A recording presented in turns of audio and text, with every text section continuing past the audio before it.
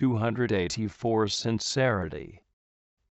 Presence of God. Give me, O Lord, an open, sincere heart, loving the truth, seeking and desiring it at any cost. Meditation. 1. Lord, who shall dwell in thy tabernacle, or who shall rest in thy holy hill? Asks the psalmist. And he gives the answer, he that walketh without blemish, and worketh justice. PS 14, 1.2.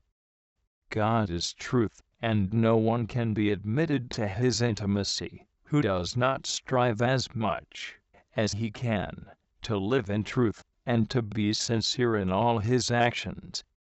First of all, we must seek to possess truth in the depths of our heart, that we may know ourselves as we really are in the eyes of God, stripped of all disguise and artificiality.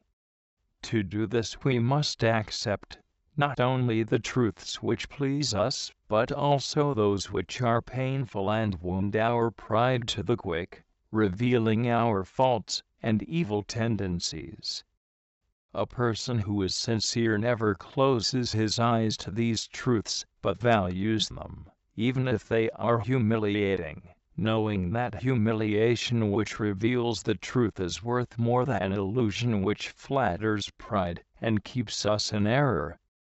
Sometimes God permits difficult circumstances which are especially hard and trying for the practice of virtue, that we may see the truth and know ourselves as we really are. Under the onset of contradiction, we experience movements hitherto unknown, surging up within us, movements of anger, rebellion, selfishness, from which perhaps we had had the illusion that we were free. In such cases, instead of turning our gaze away, it is necessary to have the courage to recognize these faults and confess them humbly and frankly.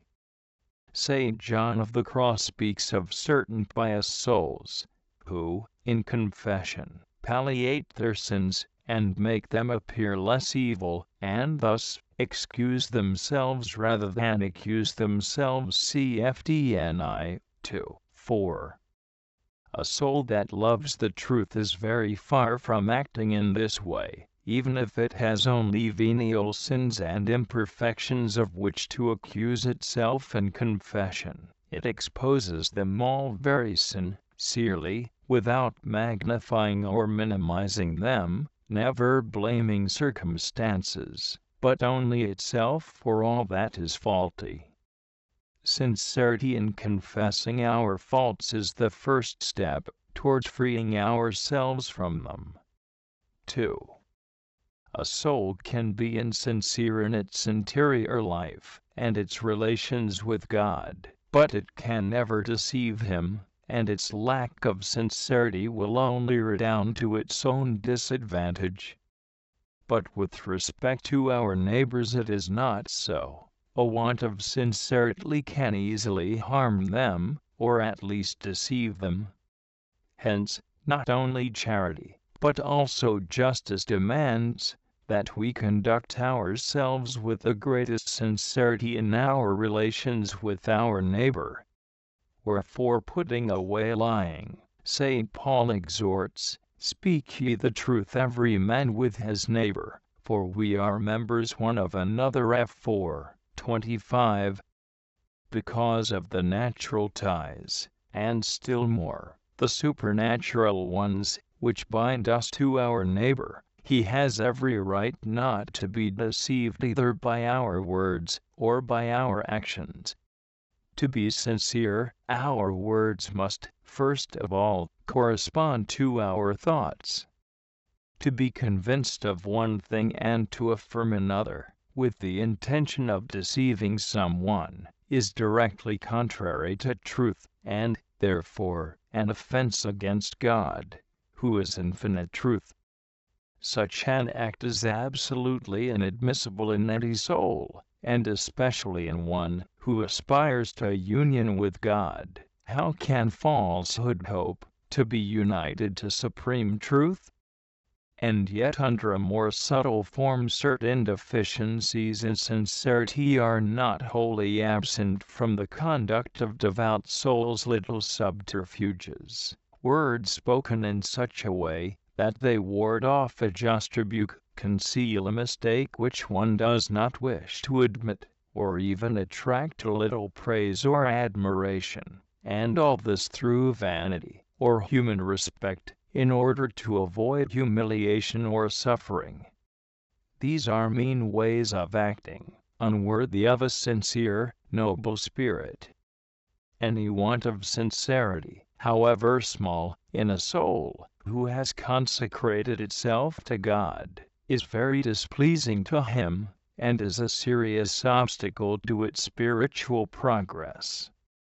Saint Margaret Mary writes, "If I should see a soul adorned with all the virtues except sincerity, and if I knew that she had been favored with great graces, it would all seem to me but deceit and illusion."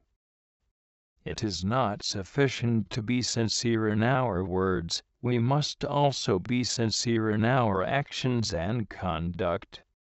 Sincere conduct is that which makes us appear just, as we are, with no affectation, and no desire to appear to be what we are not. Our words and actions should express the truth which has been sought and loved interiorly. Sincerity does not require us to reveal all that we think or know to everyone. This would be contrary to prudence and to other virtues. It does, however, demand that everything we do reveal, by word or act, or even by silence, corresponds to truth. Colloquy.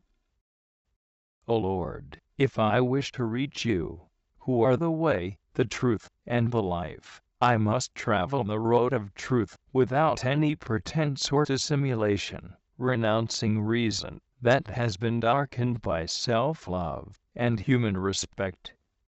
I must act with simplicity, wholly dying to myself and to creatures.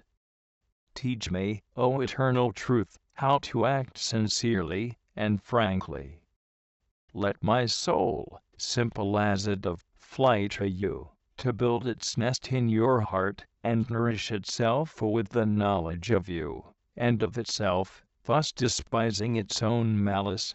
It will find nothing in itself to satisfy it, and therefore, it will be unable to stay far away from you, not finding where to repose outside of you. Teach me to walk in the straight path of truth without stopping, but always advancing, hurrying, and running swiftly, in order to follow you, eternal truth, my guide, and my way. Saint Mary Magdalene Dei Pazzi. O Lord, let thy truth teach me, let thy truth guard me, and keep me till I come to a happy end. Let the same deliver me from all evil affections. I confess my sins to thee, with great compunction and sorrow. Never permit me to esteem myself for my good works.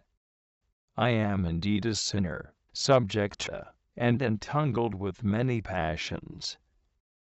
I always tend to nothing, I fall quickly, I am quickly overcome, easily disturbed and discouraged. I have nothing in which I can glory, but many things for which I ought to humble myself, for I am much weaker than I am able to comprehend. Teach me, O Lord, to admire thy eternal truth, and to despise my own exceeding vileness. 3, 4, 2-4